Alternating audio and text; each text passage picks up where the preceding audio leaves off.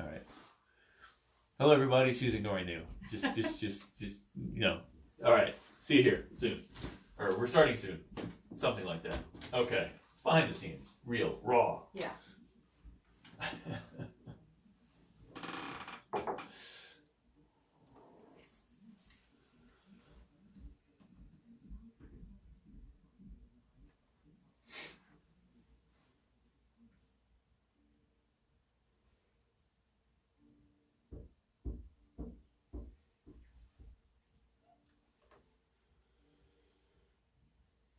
Welcome to Time for Success Business Owner Moms Edition. And this is the show where we explore what does it take to be successful? What does success even really mean to you? What does it take to be successful in business and life and family and all those areas? And I'm Matt Barbie. I'm your host. I am the CEO of Time for Success, and I love to work with businesses to help them create profitable businesses, great teams, and strong processes that give them the dreams that they and their families have. So we've got Melanie Maynor of Aging Gracefully here with us today. Hi, Melanie. Hi. Good morning. Good morning. Thanks for being with us. So can you tell the audience a little bit more about what you do? Sure. I'm a social worker and a certified care manager, and I do what's called geriatric care management. Okay. So at Aging Gracefully, we're sort of helping families navigate everything related to aging, from I'm getting older and I should make a plan, all the way through end-of-life decisions, kind of helping them make those choices, connecting them with resources, overseeing care, hopefully helping them to be intentional rather than just responsive. Right. Yeah, because there's so many pitfalls that can happen in that process. I mean, it's hard to figure out what's a good place to go, and even if you do have a good place, I mean, I'm sure there's communication breakdowns and all sorts of things that can go wrong. Just real quick, what are some of the top things that you see go wrong in this whole process?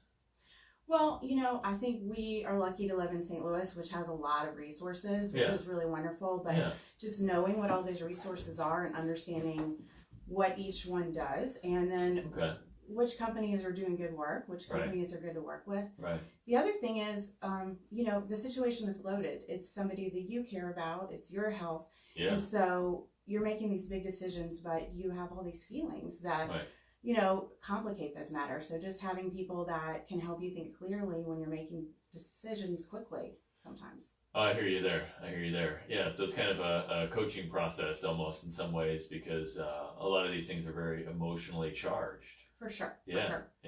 Even though I'm helping people navigate their own healthcare decisions, if I'm in the ER with my child or my husband, oh my God. I need somebody to help me think clearly too. Yeah. Well, that's good. So tell us a little bit more about your family. Sure. I'm married to Peter for 20 years. He's a counselor at Journey, Care South Counseling, and then we live here in Webster Groves. I have a daughter, Lillian, who's 16, and my son, Grayson, just turned 14 this weekend. Oh, wow. Well, happy birthday. Yeah. Grayson. So, how long have you had your business? I started the business 10 years ago. 10 years. Okay. So the kids have been growing up in the business, and they've seen the trials and the tribulations and the successes and all that kind of stuff. Sure. I kind of like to call Aging Gracefully my third kid. Right. Well, yeah. It's your baby. It's my baby. So, do you have them, are they active in the business? Do you have them kind of help out in the business at all, or, office tasks or anything like that? That's a good idea. I did hire Grayson to help me move a client a couple months ago on a Saturday. He wanted some new tennis shoes, and so we kind of brokered a deal. Nice. There's issues sometimes with confidentiality with my clients, so I can't always do that. I have had, we have a lot of clients where everybody lives out of town. And I've had a couple clients where their families really wanted me to bring my children along to family events where they lived, just because they wanted that participation. And so my kids have done those sorts of things over the years. I work out of my home, so I'm in and out, so they kind of experience me working throughout the day, especially in the summer. They see me kind of going and coming. Yeah. So, when you look at your family and your business, I mean, you've had the business for about 10 years. You've been trying to make all the games and do all that stuff with kids. Like, how do you and your husband really define success as a family unit, and how does that play a role in how you run your business? You know, my goal really has always been to help people and to really move into their stories and be with them. And so more than what our QuickBooks does, that's really what I want to be doing. At the end of the day, if we've really helped people, we've brought them some measure of peace and comfort. That's really what I want to be doing. And when I feel like we've been able to do that, I feel really happy about that. Okay. So you said something about peace and comfort. So when you help your clients, what does that look like? What's the optimal result of you helping them out? You know, I really want to give them peace of mind, that they've really thought about these decisions clearly, that they've made good choices, that they've been intentional. You know, I think there's a lot of guilt associated with decisions about healthcare and aging and end of life. And so I really just want to help them slow down and be intentional and not, and just to feel like they've been really thoughtful about that, and to encourage them that they know their loved one better than anybody. And so I just want to help them make those decisions. Yeah. Now it's interesting because you really work closely with your clients in terms of that decision making during like emotionally intense times. Like that's got to be tough for you. Like how do you stay calm in those kind of situations? You know, I think that's how God made me. I don't know. I don't know the answer to that really, except for, you know, I'm trying to really think about them, focus on them. To think about, you know, what they need in that situation and not what I need. Right. So you know, that really doesn't mean that I don't feel a little anxious on the inside. Right. For sure. Because I mean, I'm sure you get somewhat emotionally invested. Of course, some of our clients we will work with for years. And, you know, I certainly feel attached to my clients. I feel sad. I also get to do lots of really fun, happy things with my clients too. And so certainly, you know, and I feel concerned when things are coming up for them and we're making decisions. What's like one of your biggest wins? Like, you know, looking back at you know, your business over the past 10 years, what one of the biggest impacts that you've had that you know, you just think back and you're like, man, that was awesome. That's why I do what I do. Can you think of one? You know, a lot of the times, well, sometimes I come in when things are in crisis, and then sometimes there's sort of a mini crisis, and then we kind of set up a plan and work that plan. And one of my first clients, I worked with her for about 5 years, and all of her children lived out of town. And so I would see her 2 or 3 days a week and just got to oversee all of her life and take care of things. And, you know, at the beginning of her story, we were helping her move to a memory care unit and working on those sorts of things. And really, her daughter was really sad to be so far away. And so we talked a lot about what the end of her life might look like and how important it would be for her daughter to be there. And there was a lot of discussions about, should I come out? When do I get on a plane and come? And for me, with her, we were able to get her daughter here and put her on hospice, and the family was able to be with her for end of life. And so to me, that was really beautiful. We got to really finish her story exactly the way that they wanted to do that. And it doesn't always work out that way, but for me, when we have been able to take good care of somebody and help them finish well, that's a win. Yeah. So obviously in the process of how you work with folks, I mean, end of life is kind of the end of working with them. So it's just kind of a natural part of it. How do you help, you know, your clients deal with that process? I mean, it's a loved one, it's a family member, you know, and you see it a lot. You know, how do you help people to go through that process and feel as, I don't know, with the best outcome that they could have with that?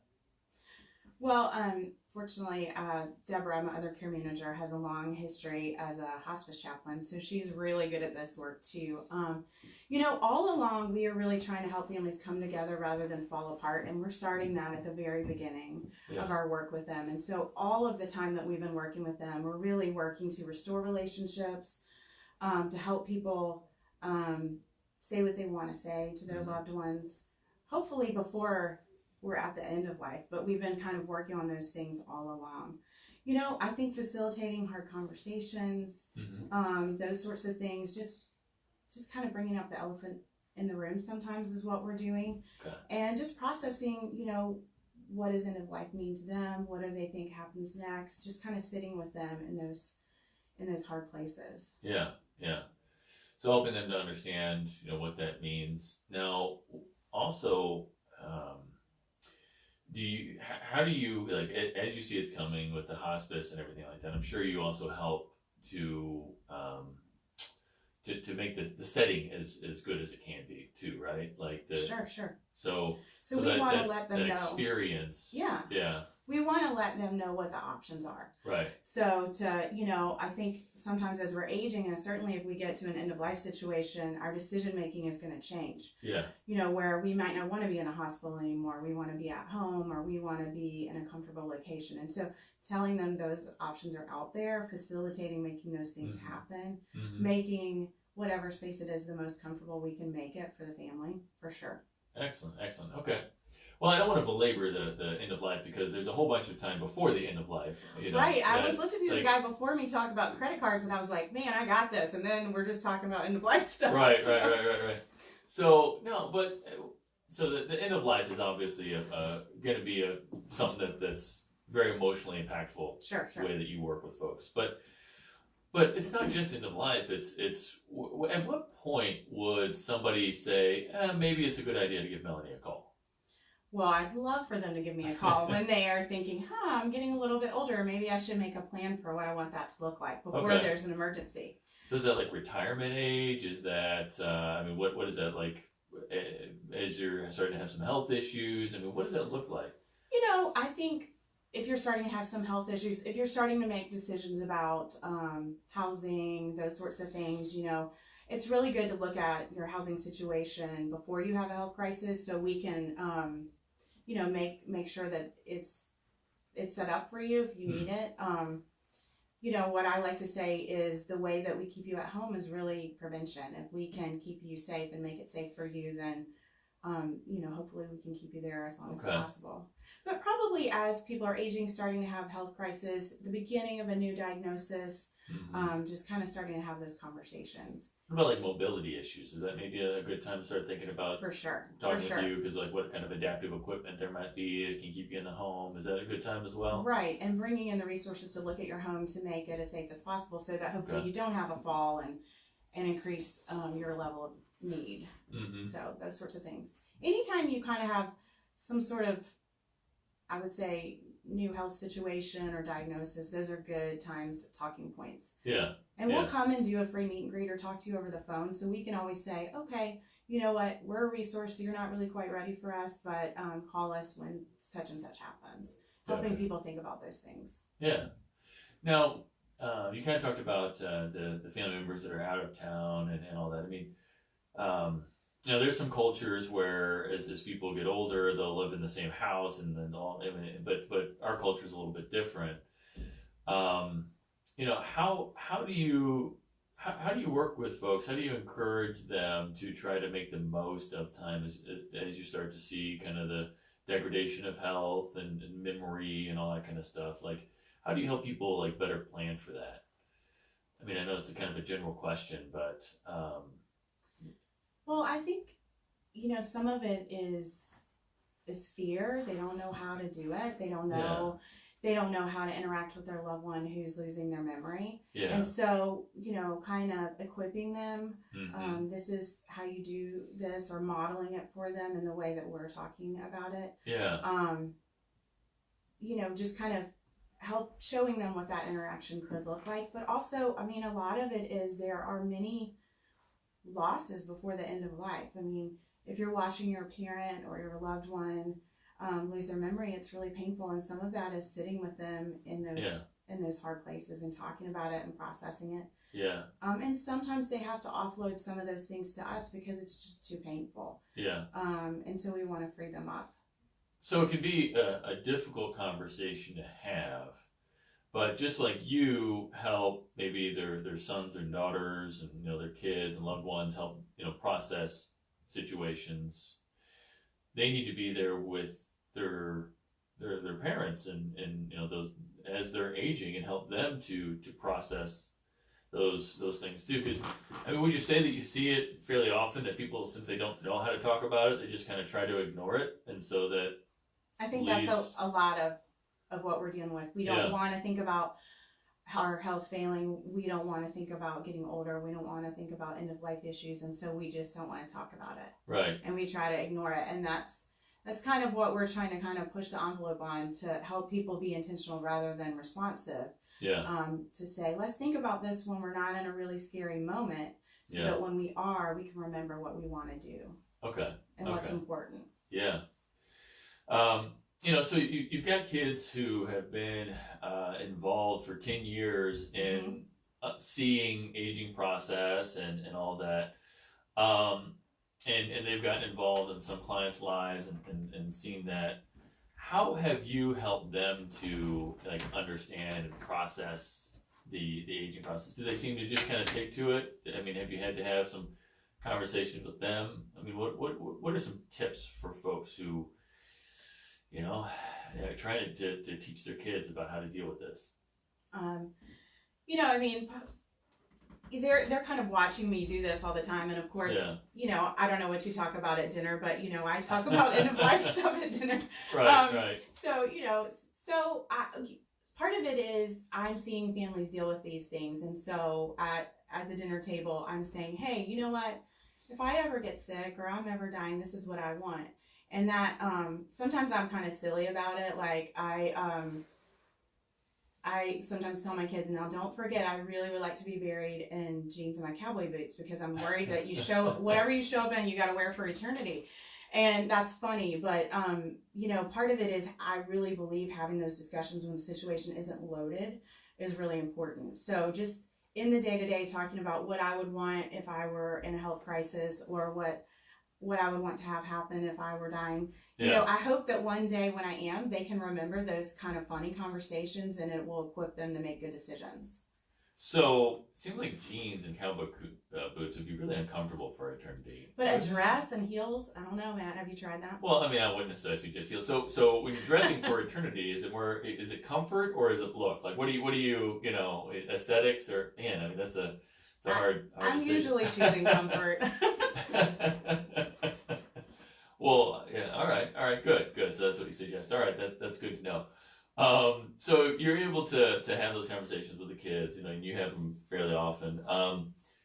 What has it been like, though? I mean, I'm sure there's been those tough moments, you know, where somebody they've gotten fairly close to is kind of starting to lose memory, and I mean, how do you suggest helping kids kind of process and understand that?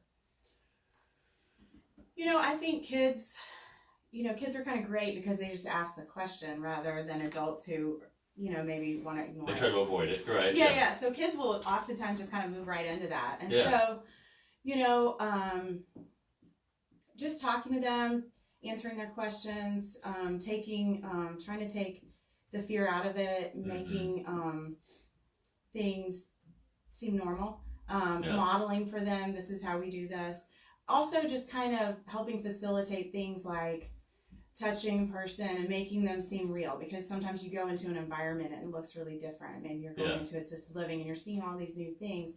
And so helping them see their loved one as a person, rather than, you know, in this situation as a patient. Yeah. But just kind of helping bridge those gaps, modeling, giving hugs, touching, starting conversations, those kinds of things. And usually kids kind of warm up pretty quickly. Okay. Well, good. So, you know, over the past 10 years, obviously you probably had, I mean, have you ever said that you've had a few, you know, trials and tribulations? I mean, maybe. Oh, for sure. I didn't know what I was doing when I got into this, for sure. I liked the work, but I had no idea how to run a business. Yeah. So I mean, how did you kind of come into this? I mean, was it something that you were doing before you started this business pretty frequently? Is it something like what was your passion behind this? Well, I grew up in a small town and I spent a lot of time with my grandparents, and I always really, really loved their generation and their stories. And so I always had a passion for older adults. That was just kind of always something that I loved from the time I was a little girl. Okay. And then when I was in my early 20s, my mom had cancer and she died when I was 22. And so I had this experience really early of a major health crisis for somebody that I loved. Wow. Yeah. And, you know, as I became a social worker and reflected on that, I just really felt like it would have been helpful for us to have somebody that was helping us navigate it. Right. That wasn't part of our family. I think we did okay, but I think, you know, if we'd had an advocate, somebody that was talking through those things, telling us what was going to happen, helping us make decisions, talking to us about saying goodbye, would have been really helpful. Yeah. And so in my career, I kind of moved into doing case management of various sorts. I did case management for psychiatric patients for a while, and then kidney transplant patients. And then I took a little break and I had my kids, and I started working part-time for another group that was doing geriatric care management and in-home therapy. Right. And I was like, this is my thing. This is my perfect job. I just totally loved it. And I came home one day and I was working really part-time. I said to my husband, I think I could do this on my own.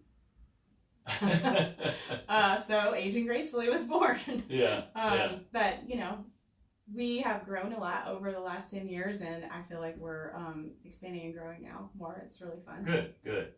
So what were some of the lessons that you had from, you know, the early days of business startup? You know, because you're going from social work into business. And so I would imagine, I mean, maybe I'm wrong, but that there was a lot of leading with your heart.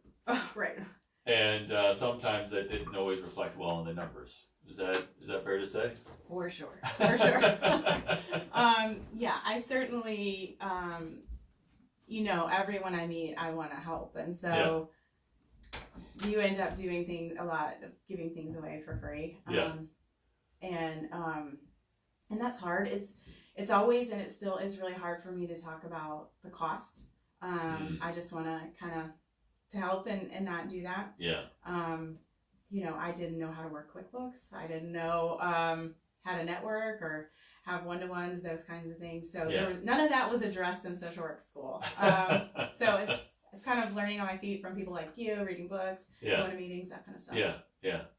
So what was, I mean, in terms of books, what was the one of the biggest books, the biggest breakthrough, that gave you one of the biggest breakthroughs for business then?